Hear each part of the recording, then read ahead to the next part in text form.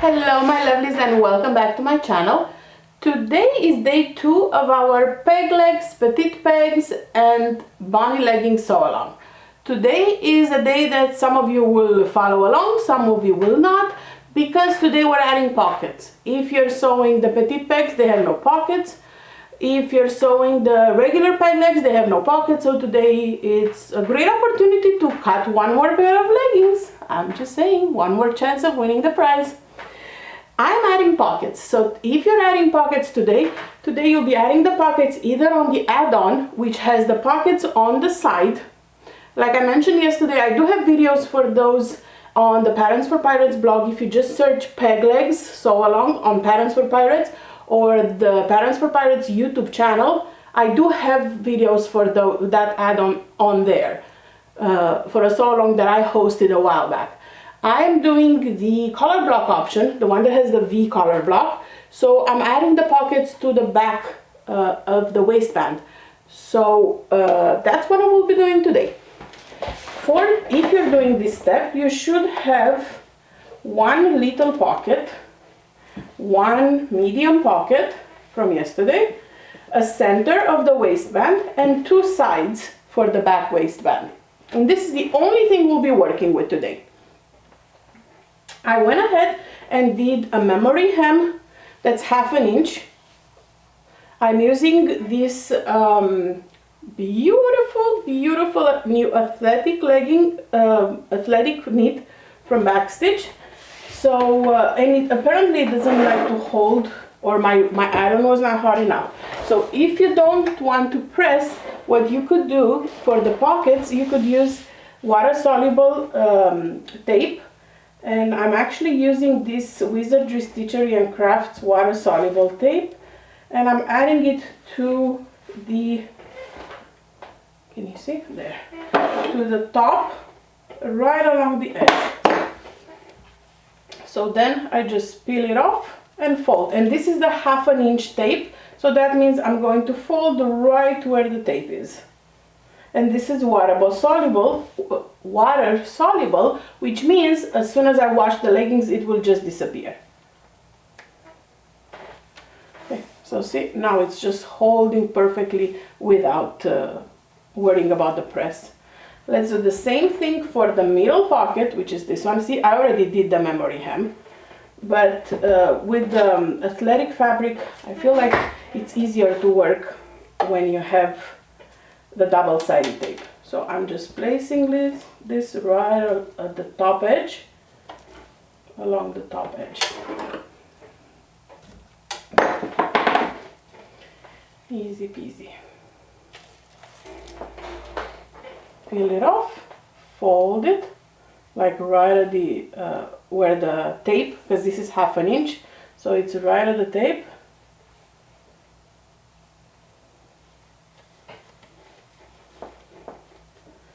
And there you go.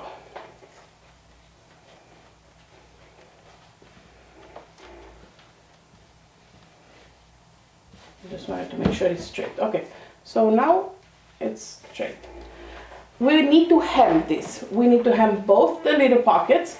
So you can use your sewing machine and just run stretch stitch. A triple stretch stitch is what I encourage you to use for this pattern. So everywhere where I say run a stretch stitch, if I don't mention which one, assume it's a triple stretch stitch. That has the best hold. And for leggings, where you'll put a lot of pressure on them when you work out, you want the best hold. So if you're using your sewing machine exclusively, definitely use a triple stretch stitch. If you're using your cover stitch, like I'm going to do right now, I'm going to do a decorative stitch, which means I put my 3 needles. Usually I use just 2 needles, but because I wanted to show you a deco stitch, I put all 3 needles in my machine. If your cover stitch only has the option for 2 needles, that works just as well. The prettiest decorative stitch, I find it to be on with 3 needles, but that doesn't mean a 2 needle one won't be pretty. So I put my looper thread.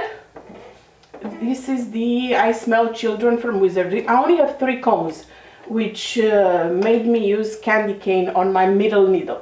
And that's okay, it's supposed to be colorful and it works with the print. So now looking at this, I'm thinking maybe I should have used candy corn instead of that.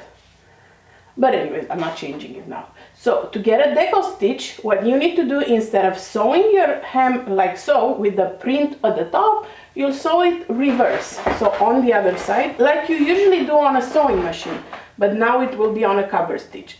So you want to make sure that the left needle catches the fabric, it doesn't go outside. Excuse me. Catches the fabric on the edge, and then the rest are obviously on the hem. So let me know if you can see. If not, I will zoom you in a little bit.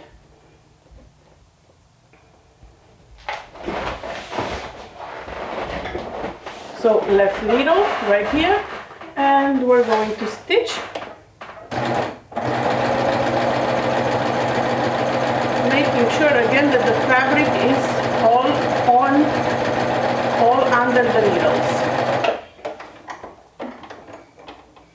And you want to lock in your stitches. To do so, you pull, cut, and then on the back. So now all the stitches are locked in. And this is how it looks like on the front with this thread.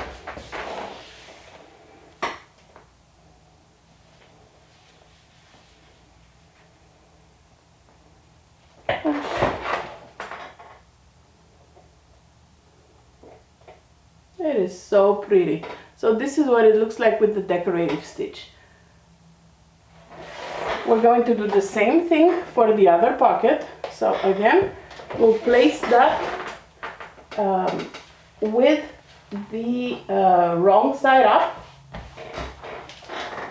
like so, and stitch, making sure that you catch the whole hem under all 3 needles. This will also avoid tunneling.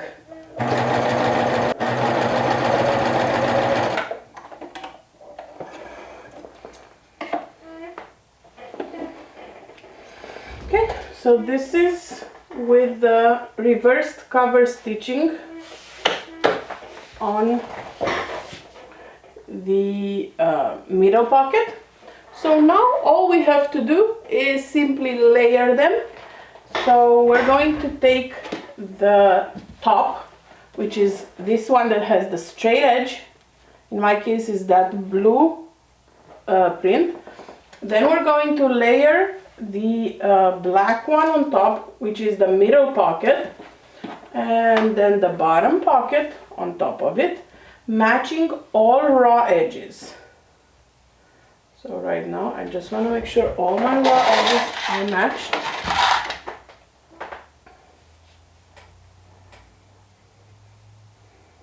You can definitely baste them in place if you want with a long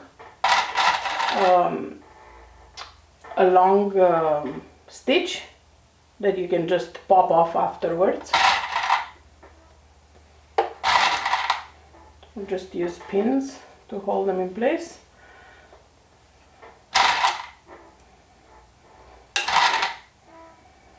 So you'll have quite a few layers where the color blocking hem is, the pocket hem is. So be very cautious when you sew over that. Okay, so that's one side. Now we're doing the other side.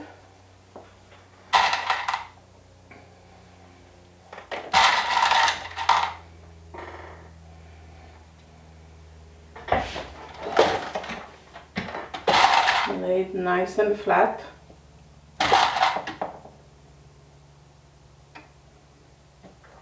Okay, so now you're going to come with your sides matching the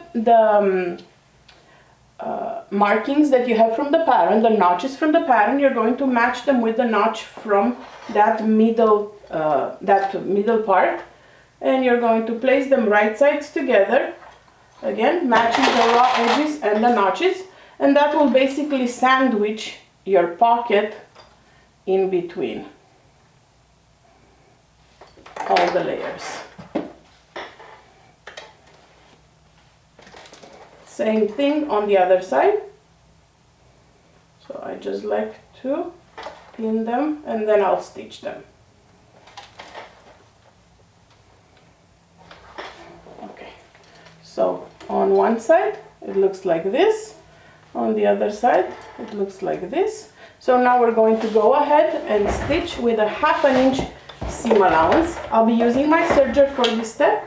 If you're using your sewing machine, make sure that you use a stretch stitch and go slow because you have a lot of layers.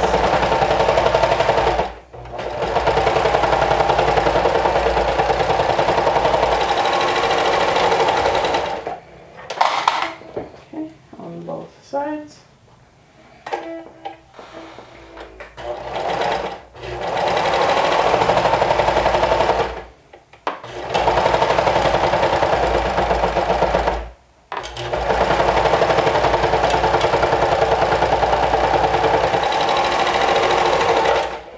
If you're not adding the pockets, you will have just a one piece like this on the back.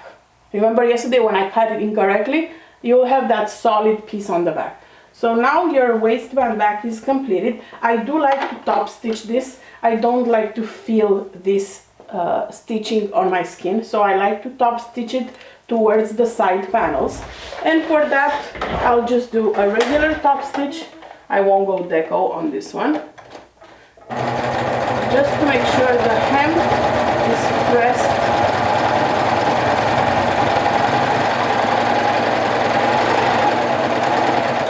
towards the, see? This is what it looks like from the inside, and now my hem is pressed towards the sides. It's not going to bother me when I wear the leggings.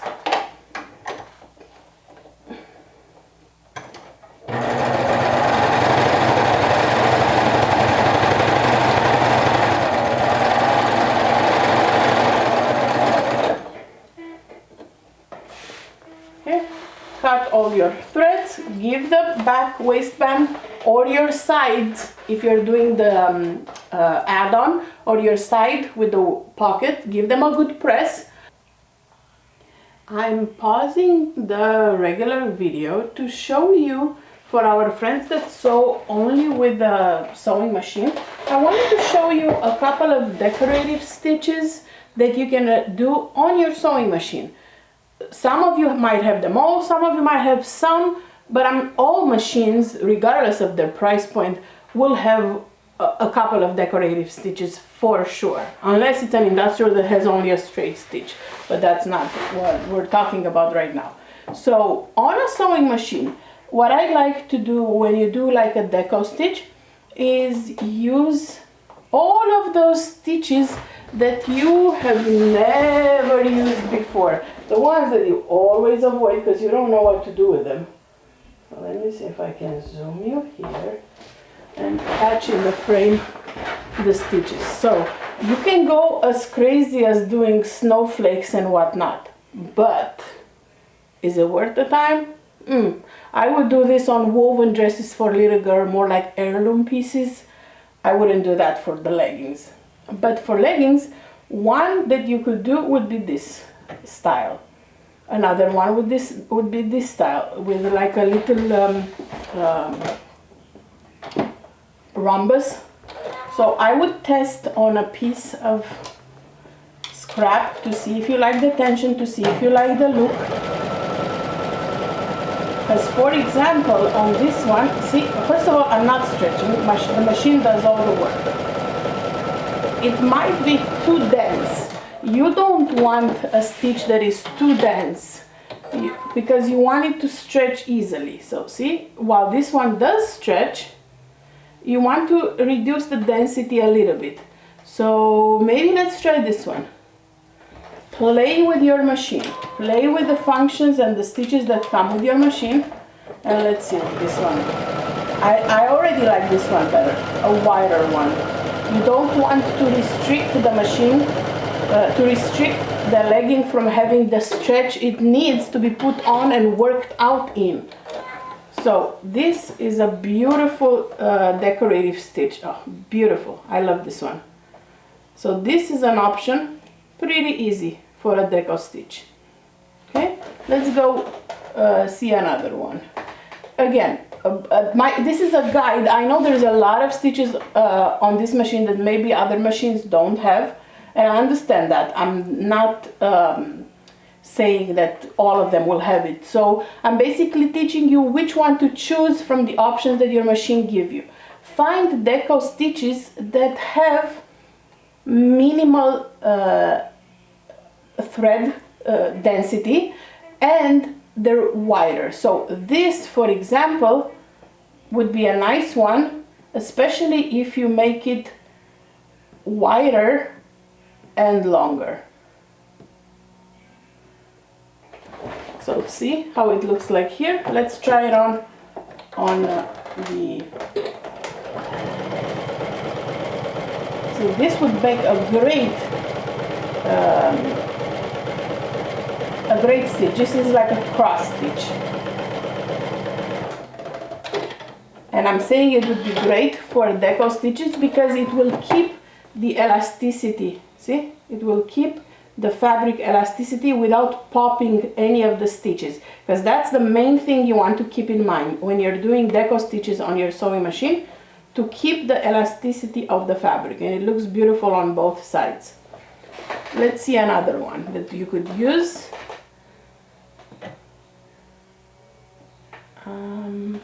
Obviously a wide zigzag stitch would be an option. Let's see. An overcasting stitch, not so much.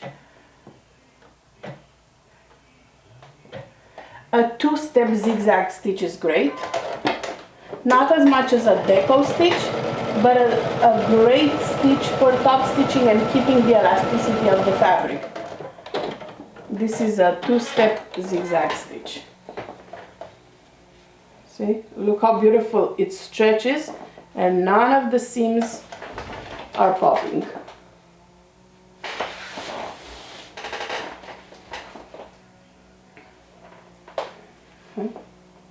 Gorgeously stretching, no popping seams on either one of these. Okay, let's see a couple more.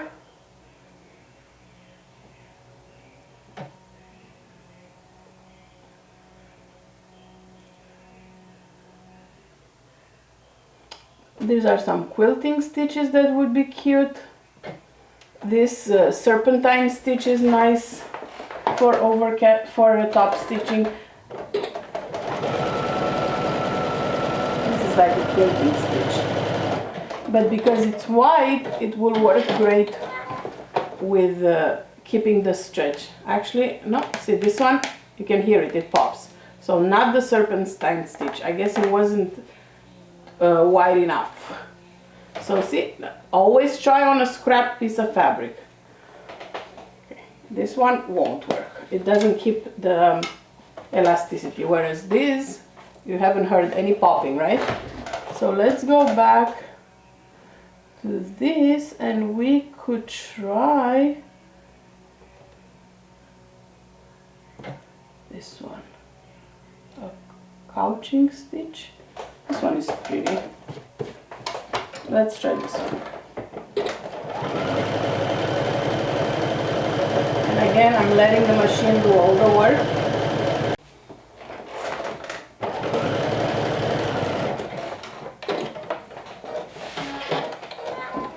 Let's see. Oh, another great one for top stitching. So grab a scrap of fabric and make sure that you test all your deco stitches. My favorite one is actually this one. It looks pretty, it looks decorative. This one is a little too dense for my liking. It can work, but again, this one is definitely my favorite if you have it. But try your machine stitches. See which one works for the project you have. I'm trying to see if there's any other cute ones.